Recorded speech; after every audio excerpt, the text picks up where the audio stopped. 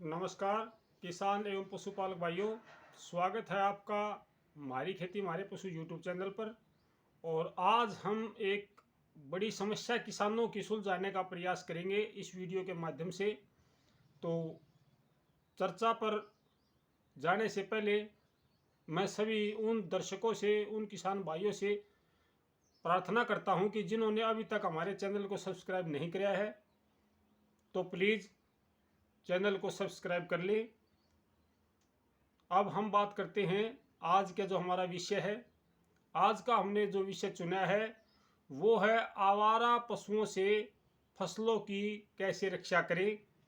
और इसके लिए कई दिनों से मैं व्हाट्सएप पर भी देख रहा हूँ कि बहुत से किसान भाई आवारा पशुओं से परेशान हैं।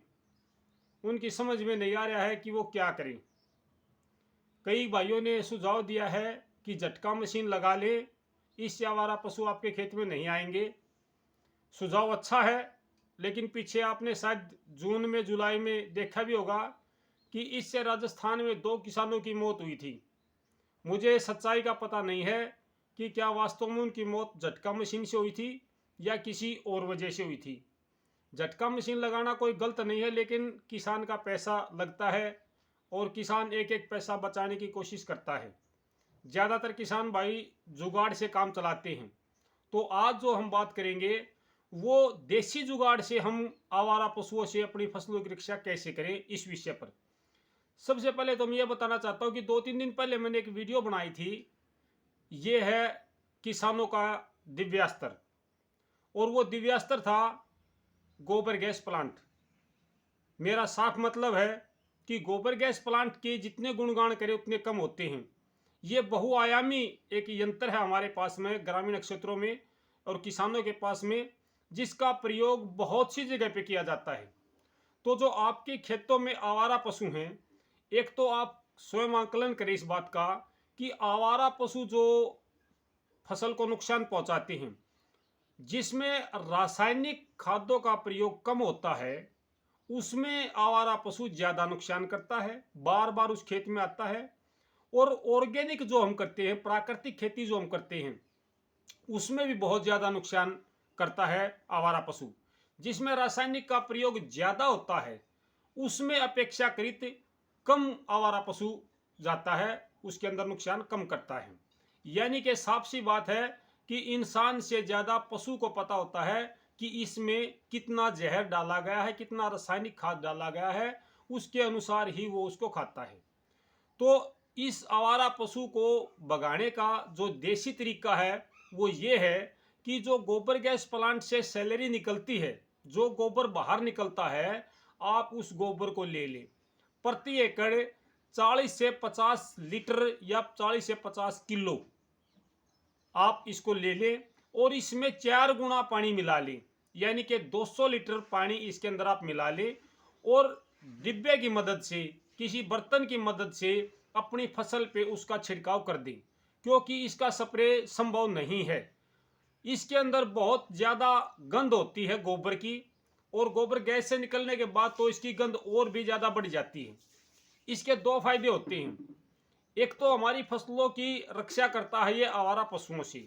दूसरा, जब हम इस घोल को फसल पे छिड़कते हैं तो पौधे इसके अंदर से पोषक तत्व अपने अवशोषित कर लेते हैं। यानी कि ये खाद का भी काम करता है और फसलों की आवारा पशुओं से भी रक्षा करता है।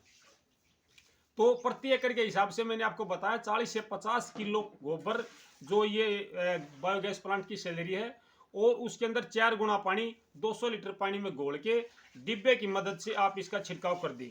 अगर किसान भाई फसल के अंदर घुसकर छिड़काव नहीं करना चाहते तो 20 किलो या 20 लीटर सैलरी ले ले और उसको 100 लीटर पानी में मिला के खेत के चारों तरफ बाहर से जितना भी आप इसको अंदर तक फेंक सकते हो पत्तों के ऊपर, उसको फेंक दी। इसमें सावधानी वाली बात यह है किसान भाइयों कि जिन फसलों, जो हमारी हरे चारे वाली फसलें हैं, पशुओं का जो चारा हमने बोया है उसके अंदर इसका प्रयोग ना करें। जैसे बरसम है, जई है, या आपकी ज्वार है, मक्का है, क्योंकि इसकी स्मेल बहुत ज़्यादा होती है, गंध बहुत तेज़ होती है, और हमारे जो मवेशी हैं, जो हमारे पशु हैं, वो इसको नहीं खाएंगे। दूसरी इसमें सबसे बड़ी बात मैं ये कहना चाहता हूँ कि इसका जो प्रभाव है बायोगैस प्लांट की सैलरी का, वो 15 से 20 दिन तक रहता है। यानी कि आप अपनी फसल पर 4-5 बार इसका प्रयोग करें। अगर बीच में बारिश हो जाती है 15-20 दिन से पहले, मान लिया आपने आज छिड़काव कर दिया और उसके 4-5 दिन बारिश होगी, तो आप दोबारा फिर से इसका छिड़काव कर दें। किसान भाई, मैं जानता हूं कि यह बहुत बड़ी गंभीर समस्या है और मैं इस समस्या से जूझ चुका हूं। रात रात भर मैंने अपने खेतों की रखवाली की है और मैंने जब इसका प्रयोग किया तो 1-2 दिन पशु मेरे खेत में गए आगे पीछे से, लेकिन उन्होंने नुकसान नहीं किया। वो अंदर एक बार सूंघ के और फिर सीधा चल पड़ता है, फिर वो दूसरे खेत की ओर रवाना हो जाता है, दूसरे खेत को टारगेट बना लेता है। तो ये मैंने खुद अपने उस पे बेस पे देखा है। जिन किसान भाइयों को ऐसी समस्या है और उनको जहां भी ये उपलब्ध हो सकता है गोबर गैस की सैलरी, आसपास में पड़ोस में, तो वो अपने खेतों में एक बार प्रयोग करके जरूर देखें, ताकि उनको पता चले कि इसमें कितना फर्क पड़ता है और पशुओं का हमारी फसलों में नुकसान करने में। और इसमें कोई खास विशेष बात नहीं है।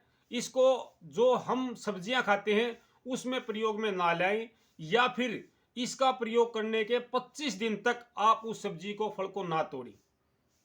क्योंकि जो हमारी ये हरी सब्जियां होती हैं, बथुआ है, पालक है, धनिया है, मेथी है, इनमें अगर हम इसका प्रयोग करते हैं तो इसकी स्मेल 25 दिन तक हमें आती है। इसलिए इसका प्रयोग करने के 25 दिन बाद ही आप उसकी कटाई का काम शुरू करिए। और मौसम की जानकारी जो हमारे पास आई है किसान भाइयों, वो भी मैं आपसे साझा करना चाहूँगा। अभी 1, 2 और 3 तारीख को, यानी 1 मार्च, 2 और 3 मार्च को आम तौर पर बादलवाई बनती रहेगी, मौसम परिवर्तनशील रहेगा। प्रदेश में कुछ स्थानों पर ओलावृष्टि की संभावना भी व्यक्त की गई है। इसलिए किसान भाई, जो भी भाई अपनी फसलों में सिंचाई करना चाहते हैं वो मौसम का ध्यान रखें। 4 मार्च के बाद में मौसम खुश्क रहने की संभावना है। तो आपने इतना समय दिया, आपका बहुत बहुत धन्यवाद किसान भाइयों। Thank you.